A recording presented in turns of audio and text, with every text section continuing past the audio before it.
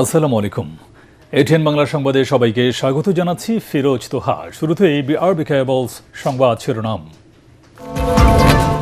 আগামী মাসে পরীক্ষামূলকভাবে চালু হচ্ছে প্রবাসী কার্ড। প্রধানমন্ত্রীর সভাপতিত্বে মন্ত্রিসভায় সিদ্ধান্ত।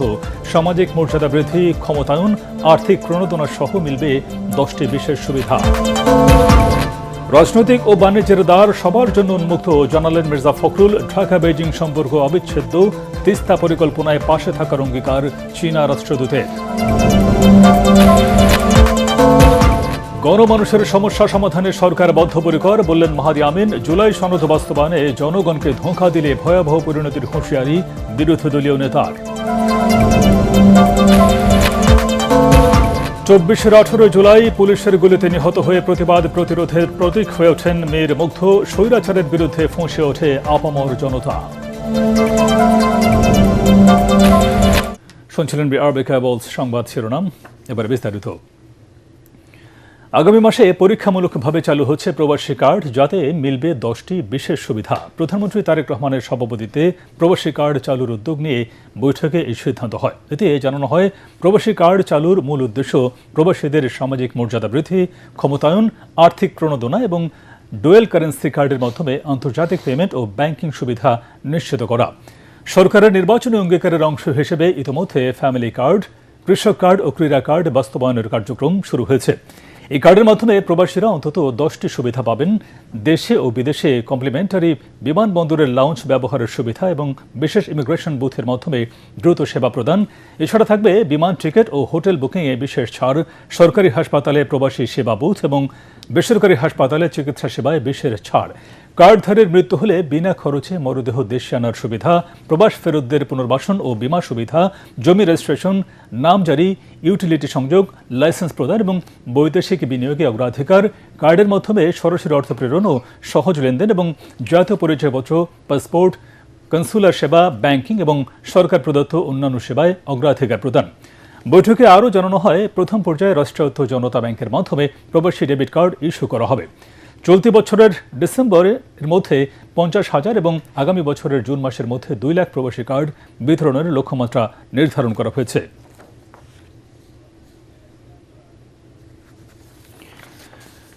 এদিকে রংপুর বিভাগের দলীয় নেতাদের সাথে বৈঠক করেছেন প্রধানমন্ত্রী ও বিএনপি চেয়ারম্যান তারেক রহমান। গুলশানের বিএনপি চেয়ারম্যানের কার্যালয়ে বৈঠকে ঠাকুরগাঁও ও পঞ্চগড় জেলার নেতারা অংশ নেন, যেখানে দলের সাংগঠনিক নানা দিক নিয়ে আলোচনা হয়। প্রধানমন্ত্রী জেলার নেতাদের নানা সাংগঠনিক দিক নির্দেশনা প্রদান করেন। বিএনপি মহাসচিব মির্জা ফখরুল ইসলাম আলমগীর, সিনিয়র যুগ্ম মহাসচিব রুহুল কবির রিজভী এ সময় উপস্থিত ছিলেন। এছাড়াও রংপুর বিভাগের দায়িত্বপ্রাপ্ত বিএনপি নেতা, 2 জেলার মন্ত্রী এবং সংসদ সদস্যরা এতে উপস্থিত ছিলেন।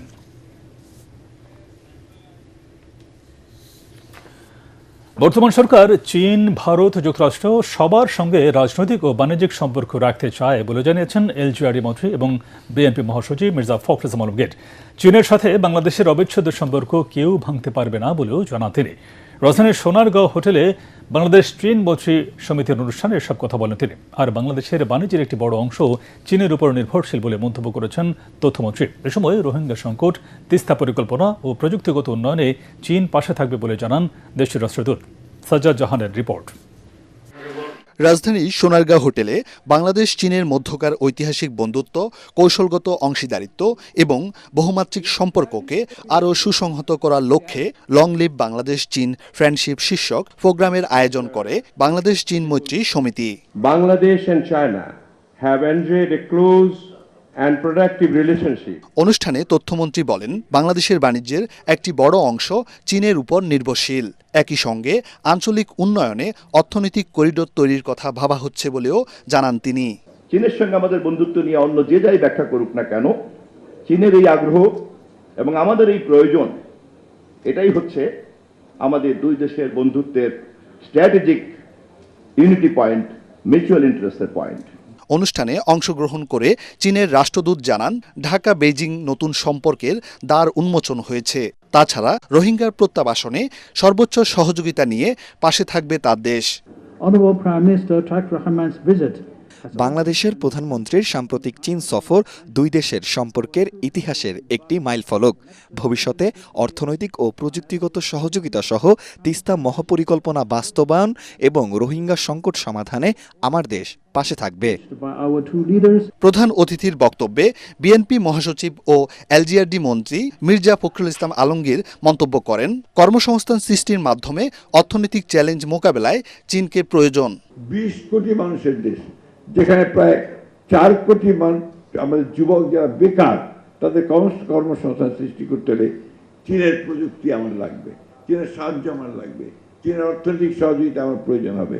একই সঙ্গে আমরা আমাদের পার্শ্ববর্তী দেশ ভারতের সঙ্গে সম্পর্ক তৈরি করতে চাই, একই সঙ্গে আমরা ইউরোপের সঙ্গে সম্পর্ক তৈরি করতে চাই, একই সঙ্গে আমরা যুক্তরাষ্ট্রের সঙ্গে সম্পর্ক তৈরি করতে চাই, কারণ আমাদেরকে ব্যবসা করতে হবে। বৈশ্বিক প্রেক্ষাপটে ন্যায় প্রতিষ্ঠা ও আধিপত্যবাদের বিরুদ্ধে চীনের উত্থান জরুরি বলেও মন্তব্য করেন বিএনপি মহাসচিব মির্জা ফখরুল ইসলাম আলমগীর।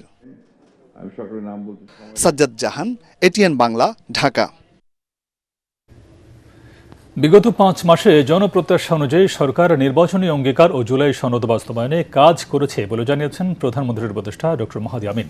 তেজগাঁওয়ে প্রধানমন্ত্রীর কার্যালয়ে সংবাদ সম্মেলনে তিনি বলেন, সরকারের 150 দিনের প্রতিটি দিনই ছিল অঙ্গীকার রক্ষার পদক্ষেপ। প্রধানমন্ত্রীর প্রেস সচিব বলেন, গণমানুষের সমস্যা সমাধানে সরকার বদ্ধপরিকর। এ সময় এইচএসসি পরীক্ষার্থীদের আন্দোলনে উস্কানির মাধ্যমে তৃতীয় পক্ষ স্বার্থ হাসিলের চেষ্টা করেছে বলে অভিযোগ করেন মাহাদি আমিন। কামরুজ্জামান রাজীবের রিপোর্ট। বিএনপি সরকারের 5 মাস পূর্তি উপলক্ষে প্রধানমন্ত্রীর তেজগাঁও কার্যালয়ে সংবাদ সম্মেলনে বিগত 5 মাসে সরকারের বিভিন্ন কর্মকাণ্ডের চিত্র তুলে ধরে প্রধানমন্ত্রীর প্রেস বিভাগ।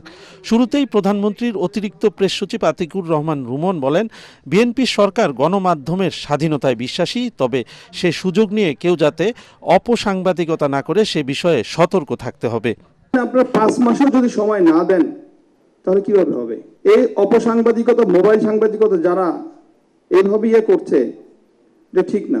আমি আহ্বান জানাবো তাদের এসব অপপ্রচার থেকে বিরত থাকার জন্য। প্রেস সচিব সালে শিবলি বলেন, দুর্নীতিমুক্ত জবাবদিহিমূলক দেশ গড়তে বিভিন্ন উদ্যোগ নিয়েছে সরকার। জবাবদিহিতা নিশ্চিত করতেই প্রতিনিয়ত সরকারের কর্মকাণ্ড তুলে ধরা হচ্ছে। নির্বাচনী ইশতেহার বাস্তবায়নে প্রধানমন্ত্রী বিরামহীন গতিতে ছুটছেন। জুলাই জাতীয় সনদ এগুলো সরকার পর্যায়ক্রমে বাস্তবায়ন করে চলছে। এখন এই বাস্তবায়ন করে আমরা কথাগুলো বলছি, আসলে চলছে কিনা, সরকার বাস্তবায়ন করছে কিনা, এই কাজগুলো মানুষ জানতে পারবে আপনাদের মাধ্যমে। পরে জুলাই শহীদদের আত্মত্যাগের কথা স্মরণ করে সরকারের গণতান্ত্রিক, ন্যায় ভিত্তিক ও মানবিক বাংলাদেশ গড়ার প্রত্যয় ব্যক্ত করেন প্রধানমন্ত্রীর উপদেষ্টা মাহাদি আমিন। জানান, গত 5 মাসে সরকার স্বচ্ছতা, সুশাসন ও জনকল্যাণ এবং মানুষের প্রত্যাশা পূরণকেই সর্বোচ্চ অগ্রাধিকার দিয়েছে। একটি গণতান্ত্রিক সরকারের জন্য প্রতিটি দিনই জনগণের প্রতি দেওয়া অঙ্গীকারের বাস্তবায়নের দিন। প্রতিটি মুহূর্তেই দায়িত্ব ও জবাবদিহিতা পালনের পরীক্ষা। আমরা চাই জনগণ হোক সরকারের কাজের প্রকৃত মূল্যায়নকারী। তাদের আস্থা, সমর্থন ও গঠনমূলক মতামতেই আগামী দিনের পথ চলায় সরকারের সবচেয়ে বড় প্রেরণা। এ সময় সাংবাদিকদের প্রশ্নের জবাবে তিনি বলেন, জুলাই সহ সব হত্যাকাণ্ডের বিচার নিশ্চিত করবে সরকার। নতজানু পররাষ্ট্রনীতি নয়, সরকার দেশের স্বার্থকেই প্রাধান্য দিয়েছে। তিনি বলেন, শিক্ষার্থীদের আন্দোলনে তৃতীয় পক্ষের উস্কানি আত্মঘাতী রাজনীতির বহিঃপ্রকাশ। গত 16 বছরে ফ্যাসিবাদের এই দীর্ঘ সময়ে এবং জুলাই গণ অভ্যুত্থানে যারা গুম, খুন, হামলা, মামলা, মানবাধিকার লঙ্ঘন করেছে, অবশ্যই তাদের প্রত্যেকের বিচার হবে।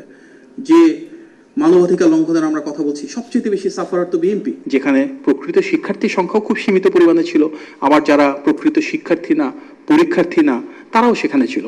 সুতরাং বিষয়টাকে হয়তো ভিন্ন তৃতীয় পক্ষের কোনো লক্ষ্য হাসিলের বিষয় থাকতে পারে, এটা কোনোভাবে কাম্য না। জনাব আতিকুর রহমান রুমন, কামরুজ্জামান রাজীব, এটিএন বাংলা, ঢাকা। জুলাই সনদ বাস্তবায়ন না করে জনগণকে ধোঁকা দিলে পরিণতি ভয়াবহ হবে বলে হুঁশিয়ারি দিয়েছেন জামায়াত ইসলামের আমির ও বিরোধী দলীয় নেতা ডক্টর শফিকুর রহমান। বরিশালে হেমায়েতুদ্দিন কেন্দ্রীয় ঈদগাহ মাঠে বিভাগীয় সমাবেশে এ কথা বলেন তিনি। বিভিন্ন বরাদ্দের ক্ষেত্রে বিরোধী দলের এমপিরা বৈষম্যের শিকার বলেও অভিযোগ করেন ডক্টর শফিকুর রহমান। এ সময় বিরোধী দলীয় চিফ হুইপ নাহিদ ইসলাম বলেন, সংবিধান সংশোধন কমিটির নামে জাতির সাথে প্রহসন করছে সরকার। খায়রুল ইসলামের রিপোর্ট। গণভোটের রায় বাস্তবায়ন, জনদুর্ভোগ নিরসন, দ্রব্যমূল্য নিয়ন্ত্রণ ও যোগাযোগ ব্যবস্থা সহ অবহেলিত দক্ষিণাঞ্চলের সার্বিক উন্নয়নের দাবিতে বরিশালে বিভাগীয় সমাবেশ করেছে 11 দলীয় ঐক্য। এতে অংশ নেয় দলগুলোর দক্ষিণাঞ্চলের হাজার হাজার কর্মী সমর্থক। মন্ত্রীরা ওয়াদার বরখেলাপ করেছে। যেখানে 11 দলের নেতারা সরকারের নানা সমালোচনা করে বলেন, দেশের মানুষ সংস্কার চায়, তাই যত দ্রুত সম্ভব এই বিষয়ে সরকারকে উদ্যোগ নিতে হবে। আপনারা বিচার এবং সংস্কারকে ভুলিয়ে দেওয়ার ষড়যন্ত্র করছেন। এ সময় বিরোধী দলীয় চিফ হুইপ নাহিদ ইসলাম বলেন, গণভোটের রায় না মেনে জাতির সাথে ছলনা করছে বিএনপি। বিএনপি কখনোই গণতন্ত্রের পক্ষে ছিল না। তারা লড়াই করেছিল ক্ষমতার জন্য। তারা গণঅভ্যুত্থানে আমাদের সাথে কাঁধ মিলিয়েছিল ক্ষমতার জন্য, নিজেদের স্বার্থ হাসিলের জন্য। প্রধান অতিথির বক্তব্যে জামায়াত ইসলামীর আমির ও বিরোধী দলীয় নেতা ডাক্তার শফিকুর রহমান বলেন, ফ্যাসিবাদীরা যেই পথে হেঁটেছে ক্ষমতাসীনরাও সেই পথে হাঁটছে। মানুষ ফ্যাসিবাদের কাছে মাথা নত করে নাই, সেই ফ্যাসিবাদকে বাংলাদেশ থেকে তুড়ি মেরে তাড়িয়ে দিয়েছে। আপনারা হাজার চেষ্টা করলে ওই ফ্যাসিবাদী আওয়ামী লীগ হতে পারবেন না। আপনারা ডামি ফ্যাসিবাদ হতে পারবেন। আসল ফ্যাসিবাদকে এই জনগণ পাত্তা দেয় নাই, ডামি ফ্যাসিবাদ আবার কিসের? সংবিধান সংশোধনের নামে স্বৈরশাসনকে পাকাপোক্ত করার কোন ষড়যন্ত্রের বিষয়ে সরকারকে সতর্কবার্তা দেন বিরোধী দলীয় নেতা। সংবিধান সংশোধন কমিটি বলে কোনো কমিটি নাই, এটা অবৈধ যদি গঠন করা হয়ে থাকে। ওখানে আলাপ আলোচনা করে তাদের মন মতো কিছু জিনিস স্বৈর শাসনকে পাকাপোক্ত করার জন্য তারা হয়তো নিয়ে আসবে, 2/3 জুড়ে হয়তো পাশও করবে। তারপরে বলবে আগে তো সংবিধানে গণভোট ছিল না, এখন 15 সংশোধনী বাতিলের মাধ্যমে এটা ফিরে এসেছে, আমরা এখন এই বিষয়গুলোই এখন গণভোটে দেব। সরকার বিরোধী দলের আসনগুলোতে বৈষম্য করছে বলে অভিযোগ করেন আমিরে জামাত। এই জাতি আপনাদেরকে ছেড়ে কথা বলবে না। খায়রুল ইসলাম, এটিএন বাংলা, বরিশাল। ঢোকার পথে পা বাড়াবেন না। পানি লাগবে, পানি। মৃত্যুর আগ মুহূর্তে মুগ্ধর পানি বিতরণের সেই ভিডিও দেশব্যাপী ছড়িয়ে পড়লে আঘাত লাগে জাতির বিবেকে। জুলাই যোদ্ধা সানজিদ আহমেদ তন্নি বলেন, পুলিশের গুলিতে মীর মাহফুজুর রহমান মুগ্ধ শহীদ হওয়ার পর সাধারণ মানুষ বুঝতে পারে শেখ হাসিনা সরকারের কাছে দেশের কোনো মানুষই নিরাপদ নয়। এদিকে 18 জুলাই সরকারের ষড়যন্ত্রকে বৃদ্ধাঙ্গুলি দেখিয়ে আন্দোলনের হাল ধরে প্রাইভেট বিশ্ববিদ্যালয়ের শিক্ষার্থীরা। সকল শ্রেণী পেশার মানুষ জীবন বাজি রেখে রাজপথে নেমে এসে যোগ দেয় ছাত্র জনতার আন্দোলনে। জুলাইয়ের সেই রক্তিম দিন নিয়ে দেখুন মুশফিকুর রহমানের রিপোর্ট। মৃত্যুর কয়েক মুহূর্ত আগে মুগ্ধর এই ভিডিও নাড়িয়ে দিয়েছিল গোটা জাতির বিবেককে। আন্দোলনের উত্তপ্ত মাঠে মানুষের পিপাসা মেটাতে এক যুবকের পানি নিয়ে মানবিক ছুটে চলা মুহূর্তেই থেমে যায় পুলিশের নির্মম বুলেটে। মুগ্ধর ইস্যুটাতে যেটা হয়েছে, সে যখন আন্দোলনরত শিক্ষার্থী এবং জনগণকে পানি বিতরণ করছে, তাকেও যখন টার্গেট করে হত্যা করা হয়, তখন আসলে মানুষের কাছে মনে হয় যে আসলে কেউই আমরা সেফ না, আমরা সাধারণ মানুষ হই আর যাই হই, মানে আমাদেরকে ওরা টার্গেট করছে, আমরা যদি এদের সিম্প্যাথি দেখাই তাহলেও আমাদেরকে টার্গেট করা হবে। জনতার মনের ক্ষোভ পৌঁছায় চরমে। ছাত্র জনতার সাথে ব্যবসায়ী, শ্রমিক, হকার, দিনমজুর সহ সকল শ্রেণী পেশার মানুষ প্রতিরোধ গড়ে তোলে স্বৈরাচারের দুঃশাসনের বিরুদ্ধে। টিয়ার শেলের ধোঁয়াটা খুব হয়ে গেল, সবাই ছত্রভঙ্গ হয়ে গেল। মুগ্ধ হয়ে হচ্ছে কাইন্ড অফ পানি, উনি ওই জায়গাটার মধ্যে একা পড়ে যায় আর কি। মানে উনি আসলে যেহেতু ওনার কাছে অনেকগুলো পানির বোতল, উনি খুব বেশি দূরে যেতে পারে নাই। ঠিক সেই মুহূর্তে হচ্ছে উত্তরা ক্রিশ্চিয়ান হসপিটালের একটু সামনে ওনার ঠিক মাথায় এসে গুলিটা লাগে আর কি। আন্দোলনটা সর্বপর্যায়ে মানুষকে হলো কানেক্ট করছে মুগ্ধের শাহাদাতের মধ্য দিয়ে। 17 জুলাই ঢাকা বিশ্ববিদ্যালয় সহ সব পাবলিক বিশ্ববিদ্যালয়ের হল বন্ধ করে দেওয়ার পর আন্দোলন যখন থমকে যাওয়ার কথা, তখনই 18 জুলাই আন্দোলনে নতুন গতি দেয় প্রাইভেট বিশ্ববিদ্যালয়ের শিক্ষার্থীরা। 5ই আগস্ট পর্যন্ত স্বৈরাচার বিরোধী আন্দোলনের প্রাণভোমরা হয়ে কাজ করে যান তারা। সকল ইউনিভার্সিটি বন্ধ করে দেওয়া হলো, হলগুলো বন্ধ করে দেওয়া হলো, সেখান থেকে কোনো ধরনের ক্লিয়ার মেসেজ আমরা পাচ্ছিলাম না। তখন হচ্ছে যে প্রাইভেট ইউনিভার্সিটি স্টুডেন্টরা হচ্ছে যে ডাক দিল যে সবাই রাজপথে নেমে আসবে। প্রাইভেট ইউনিভার্সিটির বিভিন্ন গ্রুপগুলো যেগুলো আছে সেখানে তারা বিভিন্ন স্পট ঠিক করে দিল যে উত্তরার যে প্রাইভেট ইউনিভার্সিটিগুলো তারা হচ্ছে বিএনএস, তারপর বসুন্ধরা কেন্দ্রিক তারা বসুন্ধরা গেটের এখানে, তারপর হচ্ছে কি আপনার রামপুরা ইস্ট ওয়েস্ট ব্র্যাক এটা রামপুরায় থাকবে, এরকম বিভিন্ন স্পট, ধানমন্ডিতে এরকম কিছু স্পট কিন্তু ঠিক হয়তো তারই প্রেক্ষিতে উত্তরার স্কুল কলেজ তারা নিজেদের মতো করে বিভিন্ন ইভেন্ট তৈরি করে যে আগামীকালকে মানে তখন ছিল কমপ্লিট শাটডাউন।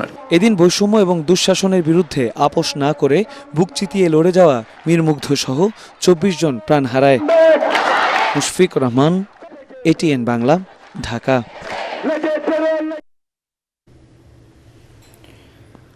বাস্তবমুখী উদ্যোগ গ্রহণের কারণে আগামী ৯০ দিনের মধ্যে শেয়ার বাজার পুরোপুরি ঘুরে দাঁড়াবে বলে জানিয়েছেন বিএসএসির চেয়ারম্যান মাসুদ খান। রাজধানীতে এই বিতর্ক অনুষ্ঠানে তিনি বলেন, অচিরেই বিদেশি বহুজাতিক কোম্পানিগুলো শেয়ার বাজারে বিনিয়োগ নিয়ে আসছে। এ সময় কৃত্রিম বাজার তৈরির নিয়ামক বিতর্কিত ফ্লোর প্রাইস বা সর্বনিম্ন দরসীমা বাতিল করা কমিশনের সময়োপযোগী ও সাহসী সিদ্ধান্ত বলে মন্তব্য করেন ডিবেট ফর ডেমোক্রেসির চেয়ারম্যান হাসান আহমেদ চৌধুরী কিরণ। ইমদাদুল্লাহ বাবু রিপোর্ট। বিগত সরকারের ভুল নীতি, তারল্য সংকট এবং আস্থার অভাবে ক্রমাগত পতন এবং খরায় চরম অচলাবস্থায় ছিল দেশের শেয়ার বাজার। মন্দা ও সর্বনিম্ন দরসীমার কারণে গত কয়েক মাস লেনদেন নেমে এসেছিল ২০০ কোটি টাকায়। এ অবস্থায় রাজধানীতে পুঁজিবাজারে আস্থার সংকট নিরসনে করণীয় নিয়ে বিতর্ক প্রতিযোগিতার আয়োজন করে ডিবেট ফর ডেমোক্রেসি। এতে বিএসইসির চেয়ারম্যান মাসুদ খান বলেন, বিগত সময়গুলোয় জবাবদিহিতা না থাকায় শেয়ার বাজার ধ্বংস হয়েছে।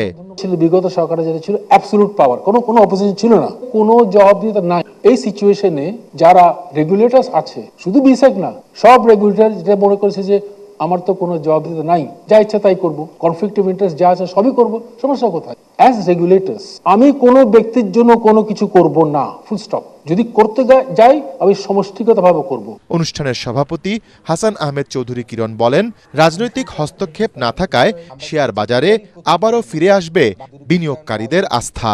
বাংলাদেশের লন্ডভন্ড অর্থনীতিকে যারা তসরুপ করে পালিয়ে চলে গিয়েছে, এই পুঁজি বাজার থেকে হাজার হাজার কোটি কোটি টাকা লুটপাট করে সাধারণ মানুষকে নিঃস্ব করে সাধারণ মানুষকে আত্মহত্যার পথ বেছে নিয়ে হার্ট অ্যাটাকের মতো অবস্থা তৈরি করে দিয়ে, সে কারণে পুঁজিবাজারটি বাংলাদেশের অর্থনীতির জন্য অত্যন্ত গুরুত্বপূর্ণ একটি জায়গা। এবারই প্রথমবারের মতো বাংলাদেশের সিকিউরিটি এক্সচেঞ্জ কাউন্সিলের মতো একটি জায়গায় অরাজনৈতিকভাবে একজন ব্যক্তিকে সরকার নিয়োগ দিয়েছে। আমি বর্তমান সরকারকে ধন্যবাদ জানাতে চাই। এ সময় বিনিয়োগকারীদের শেয়ার সম্পর্কে সুস্পষ্ট ধারণা নিয়ে বিনিয়োগ করার পরামর্শ দেন আলোচকরা। ফ্লোর প্রাইসের নামে যে অনিয়ম চলত, ফ্লোর প্রাইস সম্পূর্ণভাবে প্রত্যাহার করে বর্তমান কমিশন যে সাহসী ও সময়োপযোগী সিদ্ধান্ত গ্রহণ করেছে, তার জন্য আমি কমিশনের সকলকে ধন্যবাদ জানাতে চাই। পুঁজিবাজারের রক্তক্ষরণ আমরা দেখেছি, এখন দেখতে চাই আমরা বাজারে ভালো নতুন আইপিও আসবে, ভালো শেয়ার আসবে, অস্থাহীনতা সুশাসনের ঘাটতি থেকে এই পুঁজিবাজার ঘুরে দাঁড়াবে, সেটা আমাদের বিশ্বাস। আপনারা দেখবেন যে এই স্টক মার্কেট ঘুরে দাঁড়াতেই হবে। In the next 2-3 months it will cross, it will go much beyond what we are seeing today. কারণ যেসব পদক্ষেপ নিচ্ছে একটা না, একাধিক একসাথে আমরা নিচ্ছি। এইসব মাল্টিন্যাশনাল কোম্পানি যারা আছে তাদের অনেকগুলো কিন্তু সিক্রেটস থাকে, এই কারণে ওদের অনীহাটা রয়ে গেছে যে কেন তারা আসছে না। তবে আপনারা দেখবেন যে আমরা কিছু পদক্ষেপ নেব, ওরা স্টক মার্কেটে আসবে অচিরে, আপনারা দেখবেন। আমরা যারা খুচরো বিনিয়োগকারী, আমাদের শেয়ার সম্বন্ধে কোনো আইডিয়া নেই, আমরা অন্ধের মধ্যে রিল চাটছি। প্রতিযোগিতায় সোনারগাঁও ইউনিভার্সিটিকে হারিয়ে প্রাইম ইউনিভার্সিটির বিতার্কিকরা বিজয়ী হন। ইমদাদুল্লাহ বাবু, এটিএন বাংলা, ঢাকা। ফরহান ফয়াজের মতো শহীদদের আত্মত্যাগ বৃথা যাবে না বলে মন্তব্য করেছেন প্রাথমিক ও গণশিক্ষা প্রতিমন্ত্রী ববি হাজ্জাজ। রাজধানীর residential model school and college আয়োজিত প্রাক্তন শিক্ষার্থী ফরহান ফয়াজের দ্বিতীয় মৃত্যুবার্ষিকীর আলোচনায় একথা বলেন তিনি। কলেজের অধ্যক্ষ ব্রিগেডিয়ার জেনারেল ডক্টর জাবির হোসেনের সভাপতিত্বে আলোচনায় অংশ নেন ফরহান ফয়াজের বাবা শহীদুল ইসলাম ভূঁইয়া সহ তার শিক্ষক ও সহপাঠীরা। ফয়াজের বাবা আক্ষেপ করে বলেন যে নতুন বাংলাদেশের আকাঙ্ক্ষায় তার সন্তান শহীদ হয়েছেন তা আজও বাস্তবায়িত হয়নি।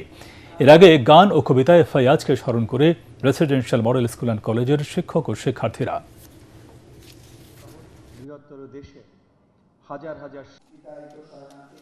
আজকে আমরা যে নতুন বাংলাদেশ পেলাম বা নতুন বাংলাদেশ আমরা বলি, আসলে কি আমরা নতুন বাংলাদেশ পেয়েছি?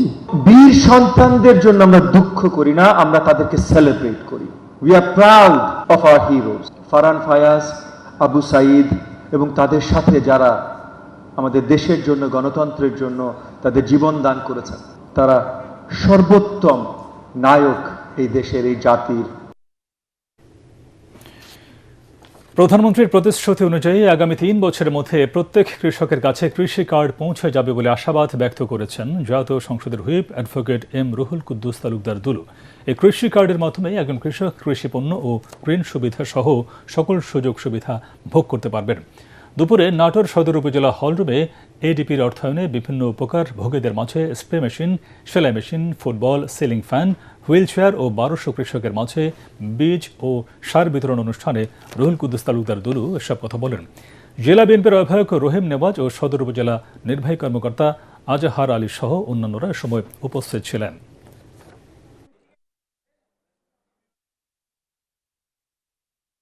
একজন কৃষক সকল রকমের সুযোগ সুবিধা ভোগ করবে, অর্থাৎ বাংলাদেশের কৃষক সবচেয়ে বেশি সরকারি সুযোগ সুবিধা ভোগ করবে বাংলাদেশের কৃষক।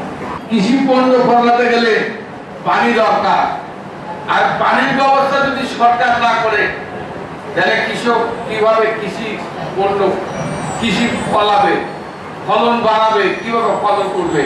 আর এই জন্য উনি খাল কাটা কর্মসূচি গ্রহণ করেছেন।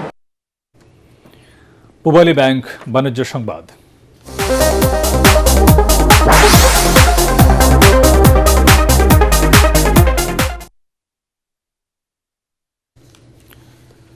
মুখমণ্ডলের জন্মগত ত্রুটিতে আক্রান্ত শিশুদের চিকিৎসা সেবা নিশ্চিতে স্মাইল এশিয়ার 8ম ইন্টারন্যাশনাল ফ্রেন্ডশিপ মেডিকেল মিশনে কর্পোরেট সোশ্যাল রেসপন্সিবিলিটি পার্টনার হিসেবে অংশ নিয়েছে ঢাকা ব্যাংক পিএলসি।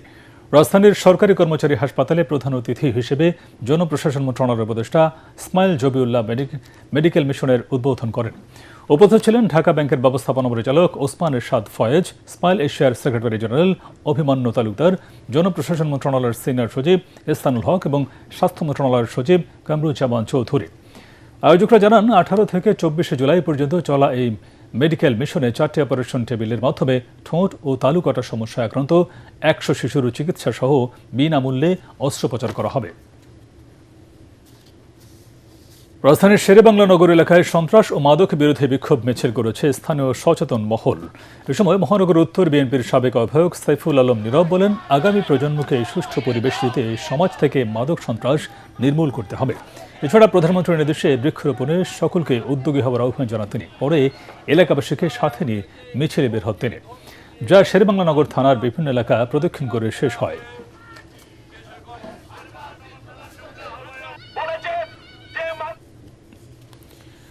আষাঢ় পেরিয়ে শ্রাবণের যে মেঘের আনাগোনা, তারই অবগাহনে বাড়িধারার ভারতীয় হাই কমিশন ভবনে জমে উঠেছিল এক মায়াবী সুরের জলসা। ইন্দিরা গান্ধী সাংস্কৃতিক কেন্দ্রের শ্রাবণ সন্ধ্যা যেন হয়ে উঠেছিল সুর আর কাব্যের অনন্য এক কোলাজ। হাইকমিশনার দীনেশ ত্রিবেদীর স্বাগত ভাষণে শুরু হওয়া এই আয়োজনে উপস্থিত ছিলেন বিশিষ্ট নাট্যজন তারেক আনাম খান সহ দেশের স্বনামধন্য শিল্পীরা। রবীন্দ্রসঙ্গীতের চিরায়ত আবেগে শ্রোতাদের ভাসিয়ে নেন ডক্টর চঞ্চল খান।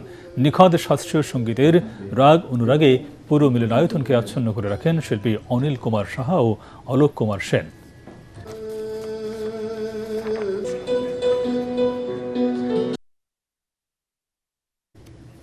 এবার খেলার খবর।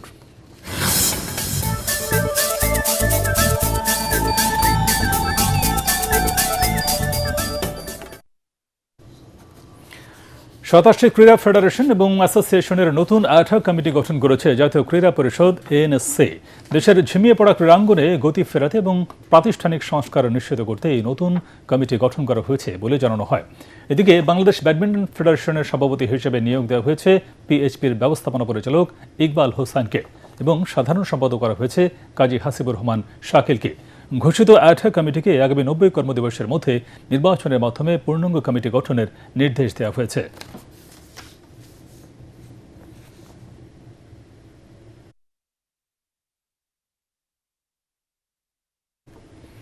শেষ করার আগে বিআরবি কেবলস সংবাদ শিরোনাম আরেকবার। আগামী মাসে পরীক্ষামূলকভাবে চালু হচ্ছে প্রবাসী কার্ড। প্রধানমন্ত্রীর সভাপতিত্বে মন্ত্রিসভায় সিদ্ধান্ত। সামাজিক মর্যাদা বৃদ্ধি, ক্ষমতায়ন, আর্থিক প্রণোদনা সহ মিলবে 10টি বিশেষ সুবিধা।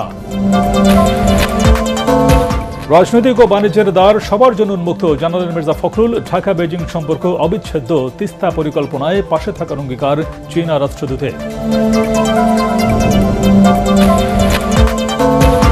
গণমানুষের সমস্যা সমাধানে সরকার বদ্ধপরিকর বললেন মাহদি আমিন। জুলাই সনদ বাস্তবায়নে জনগণকে ধোঁকা দিলে ভয়াবহ পরিণতির হুঁশিয়ারি বিরোধী দলীয় নেতার। 24-এর 18 জুলাই পুলিশের গুলিতে নিহত হয়ে প্রতিবাদ প্রতিরোধের প্রতীক হয়ে ওঠেন মীর মুগ্ধ। স্বৈরাচারের বিরুদ্ধে ফুঁসে ওঠে আপামর জনতা।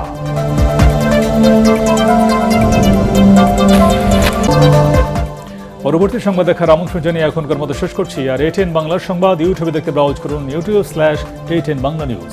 ধন্যবাদ সবাইকে।